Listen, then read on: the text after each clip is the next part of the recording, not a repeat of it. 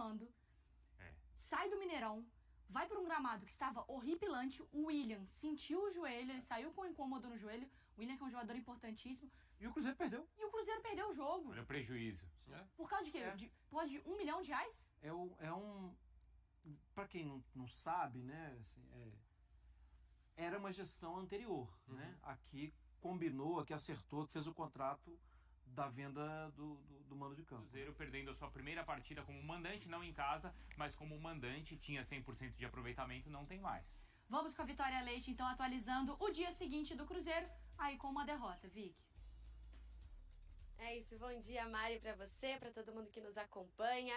Olha, essa derrota serviu de lição para o Cruzeiro, porque realmente a gente fala como mandante, 100% de aproveitamento, mas fora de casa os números do Cruzeiro são diferentes. O técnico Fernando Seabra falou até sobre uma questão de adaptação ao gramado, que foi destacado tanto pelo lado do Fortaleza como pelo lado do Cruzeiro, que não estava muito bom para a partida de ontem. A gente sabe que o Cruzeiro tem aquela questão de concessão de jogos do Mineirão, alguns jogos foram vendidos, né? E isso é coisa da gestão antiga ainda. Então a gestão atual, o Pedrinho já falou que vai fazer questão de tentar manter o Mineirão o máximo possível durante o Campeonato Brasileiro. O Cruzeiro, como o Marra já disse, em casa, aqui em Belo Horizonte, aliás, porque no Independência também venceu, tinha essa marca de 100% de aproveitamento. Agora 9 jogos, 1 derrota em 8 vitórias. O Fortaleza fica como o único time invicto em casa, né? Mas o Cruzeiro ainda tem a melhor marca como mandante na competição. E aí começa uma semana com uma derrota diante de um jogo que era importante pela questão da posição, pela questão do adversário, mas uma semana que também é semana de clássico. O Cruzeiro continua jogando como mandante nesta semana, vai enfrentar no Mineirão no sábado à noite o Atlético Mineiro, e a gente sabe que clássico tudo pode acontecer, independentemente de momento das equipes. Existe uma grande expectativa para esse clássico, principalmente por conta dos reforços que chegaram ao Cruzeiro. Do lado do Atlético chegou o Daverson essa semana também, então é uma semana bem interessante para essas duas equipes aí que precisam voltar para esse caminho de de conquistar os 3 pontos no Campeonato Brasileiro, já que os dois vêm de derrota. Mas vamos ouvir o que o técnico Fernando Seabra falou sobre a partida de ontem. Entendo que eles conseguiram se adaptar melhor ao campo nesse sentido, porque uma equipe que joga com base numa imposição defensiva e transição atacando mais em linha reta, em distâncias maiores, é diferente de uma equipe que precisa entrar num bloco baixo, fazendo um jogo com mais mudanças de direção da bola e dos deslocamentos. Então, não soubemos nos adaptar tão bem ao gramado quanto o Fortaleza. Acho que esse é um mérito que eles apresentaram durante a partida. Agora estamos numa boa posição, mas isso não significa nada. Vai significar quando feche cuando feche Brasileirao, Campeonato Brasileirao, ahí es realmente la importancia. Es verdad de lo del proceso de trabajo, es verdad mas ese proceso de trabajo es un trabajo de todos. Entonces hay que saber vivir estos momentos también y continuar con lo mismo jeito de trabalho. É isso, bom, o Vojvoda volta a entrar em campo pelo Campeonato Brasileiro junto com o Fortaleza no sábado, também contra o Criciúma em casa, e o Cruzeiro novamente no Mineirão vai receber o Atlético aí pela próxima rodada. Mário. Obrigada, viu, Vitória, pelas informações. É isso, próxima rodada importantíssima para a Raposa, então, com o clássico no Mineirão. A gente tem na tela, agradeço a Vitória, a gente tem na tela também o Fortaleza, após 21 rodadas com o Vojvoda no Campeonato Brasileiro, fazendo recorte de 2021, 2022, 2023 e agora em 2024.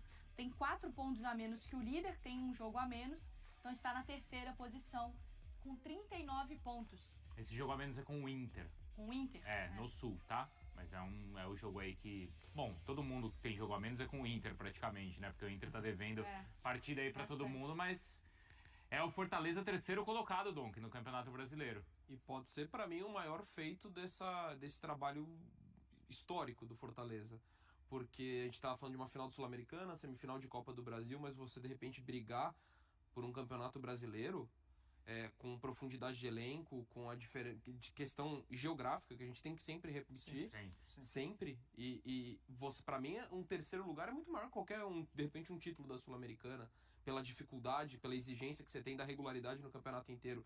E aí você pega um Cruzeiro... Eu acho que título é título, desculpa. Eu também acho. Eu acho que título é título. Vai ser maior Mas eu entendo o que você diz de caminhada, né? É mais difícil. De reconhecimento, de reconhecimento de não. Trabalho, de valorização do trabalho. Exato, né? lógico. Característica da competição, Exato. né? Que exige regularidade. Lógico, eu como torcedor, eu prefiro muito mais ganhar Sul-Americana do que ser terceiro colocado do Brasileirão. Mas eu acho mais difícil você ser terceiro do Brasileirão do que ganhar uma Sul-Americana. Esse é meu ponto. Então, o que o Fortaleza tem feito, assim, só aumentado ainda mais a dificuldade em um jogo contra o Cruzeiro. Concordo com o Marco quando falou que o Cruzeiro até teve boas oportunidades. Poderia perfeitamente ter vencido. O João Ricardo trabalhou bem, bola na trave, mas não foi um sufoco. Não foi um sufoco diante de um time que é muito bem organizado e a estratégia continua funcionando. Que a gente vai falar de Fortaleza que teve 32% de posse, menos de 32% de posse de bola. É a menor posse de bola do campeonato e lida muito bem com isso. Não é que é amassado pelo adversário. Então consegue sempre colocar a sua característica de jogo, independentemente da dificuldade do adversário. Hoje ele joga de igual para igual contra qualquer equipe do Brasil e ontem foi mais uma prova disso. Então é um trabalho espetacular que pode talvez ver a sua campanha mais, assim, acho que de maior reconhecimento tendo em vista a dificuldade. Ele tem em média menor posse de bola Sim, do brasileiro? 41 e pouco. E isso é diferente do que o Fortaleza estava acostumado, não é? O trabalho inicial do Vojvoda era um trabalho de posse. De jogar dentro ou fora de casa, em cima do adversário e tendo muito a posse, com linha alta, tudo. Mas, Bruno, já tem algum... Eu não sei, não me lembro da temporada anterior, mas da passada, esse time é muito mais camaleão. Muito mais. Assim, qual é a do jogo? Você vai jogar aqui em cima de mim mesmo? Tá bom, pode jogar. Eu sei o que fazer para ganhar de você. Esse time é maduro o suficiente para... Não é negociar suas premissas, é que as premissas foram mudadas. Estratégia, né? Hoje. E o clube aceita perfeitamente, os jogadores aceitam perfeitamente e o Vojvoda faz com a maior tranquilidade. Se é para jogar, o time sabe se comportar quando tem a bola. A bola não é um incômodo. Ele cria tendo a bola também. Se é para ver o outro jogar e morder na hora certa, o time faz muito bem isso. Ontem foi mais uma demonstração. Falei ontem à noite no Linha sobre isso e quero destacar de novo. O Fortaleza é a equipe que menos perdeu no Campeonato Brasileiro. São 20 times que disputam, são times milionários, são clubes estruturados com administrações incríveis. O Fortaleza só tem 3 derrotas. Impressionante. Em 20 jogos. E até pra... 21 rodadas, mas o Fortaleza tem 20 jogos. E outra coisa que me chama muita atenção, 19 gols sofridos. É a terceira melhor defesa, atrás só do Palmeiras que tem 17 e do Inter que tem 14, mas o Inter tem vários jogos a menos. Então assim, você considerar média de gols, tá melhor ainda e atrás do Palmeiras, basicamente. É um negócio absurdo. Desses confrontos em cima, ele empatou com o Botafogo e aí ele ganhou do Flamengo no Maracanã, ele atropelou o Palmeiras e ele ganha bem do Cruzeiro fora. São Paulo, semana passada. Também. Agora, eu vou entrar numa bronca aqui agora. Qual é? E eu entendo o torcedor do Cruzeiro tá pé da vida. Sim. Com Por gramado. causa a venda do mando, Marco. Claro que sim. Porque assim, é um Cruzeiro... É que é óbvio, não aqui defendendo, né? Não teria como prever que exatamente esse jogo contra o Fortaleza teria essa característica de pontuação, de classificação. Mas é um jogo contra o Fortaleza. Sim. Que a gente sabe que é um jogo que é grande, independentemente do contexto. O Cruzeiro vende o mando, sai do Mineirão, vai para um gramado que estava horripilante. O William sentiu o joelho, ele saiu com incômodo no joelho. O William, que é um jogador importantíssimo. O João Marcelo acaba sendo amarelado também, tá fora do clássico, mas aí mais condição de jogo também, mas atrapalha o jogo do Cruzeiro. E o Cruzeiro perdeu. E o Cruzeiro perdeu o jogo. Olha o prejuízo. Por causa de quê? Por causa de R$1 milhão? Pra quem não sabe, né? Assim, era uma gestão anterior, né? Aqui combinou, aqui acertou, que fez o contrato da venda do mando de campo, né? Venda do mando de campo, não. De não jogar no Mineirão. Venda do local da partida. O mando de campo continua sendo do Cruzeiro. A gestão anterior. A gestão anterior, ela trabalhava de uma forma diferente. Ela trabalhava com a finança ali na conta do lápis. Opa, esse dinheiro vai nos ajudar. A gestão atual, que o Cruzeiro foi comprado, é uma gestão que é muito na parte esportiva. E para isso foi a que mais investiu agora na janela. Foi a que mais abriu os cofres. Então, ganhar uma grana Mas perder o jogo não valeu.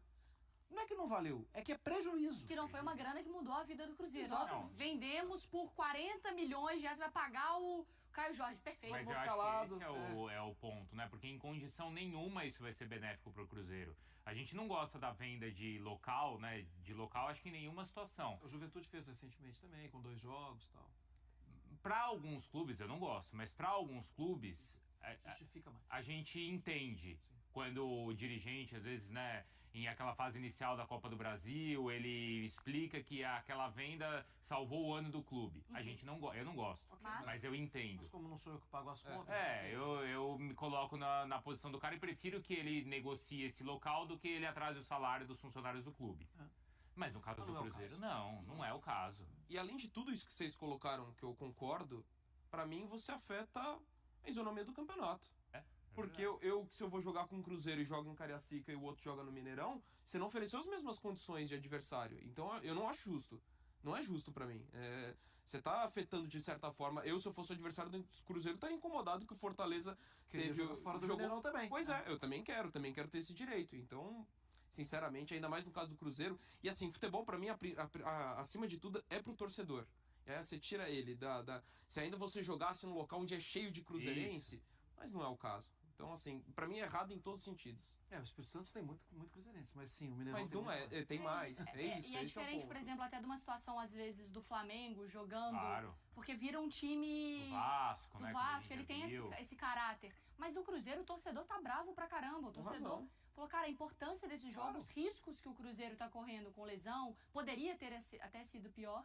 E ainda mais perdendo o jogo. Só para deixar claro, sim, a gente está falando, até ajudando a explicar para quem às vezes não sabe do que aconteceu, tudo, mas o Fortaleza teve mérito na abordagem do jogo. Exato. Né? Assim, uma coisa, outra coisa, outra coisa, né? É que o contexto seria diferente no Mineirão, mas não é uma garantia que sairia vitorioso. Né? Esse terceiro lugar que a gente viu do Fortaleza, esse poderia ser o terceiro lugar do Cruzeiro. Mar, os dois estavam com a diferença era de 1 ponto, o Cruzeiro também passaria o Palmeiras. Até nesse sentido, e aí, claro, apesar da derrota, o Cruzeiro continua na disputa pelo título brasileiro e são 2 times que estão disputando o brasileiro e a Sul-Americana. Como é que eles vão se dividir? Os dois não tiveram sorteios legais, né? Uhum. O Fortaleza pega o Rosário Central. É chato, acabou de eliminar o Inter. O Cruzeiro pega o Boca. Não vou explicar. Mas ainda assim, Bruno, eu te falo, pra mim hoje os dois são os 2 grandes favoritos à conquista. Da Sula. Da Sul-Americana. Pra mim são os 2 grandes favoritos. Claro, a gente tem que ver o que vai acontecer. Se o Boca vence, o Boca é o Boca.